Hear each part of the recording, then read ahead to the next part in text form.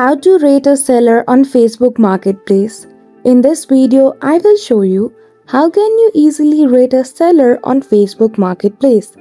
So without any delay, let's get into it.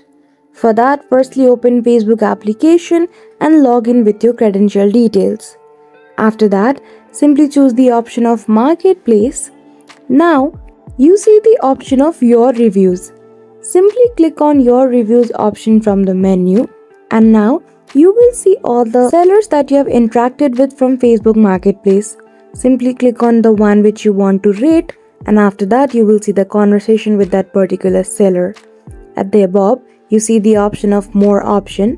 Simply click on it and you will see the option of Rate the Seller. Simply choose that option and provide your rating. So that's all. That is how easily you can rate a seller on Facebook Marketplace. So I hope you found this video helpful.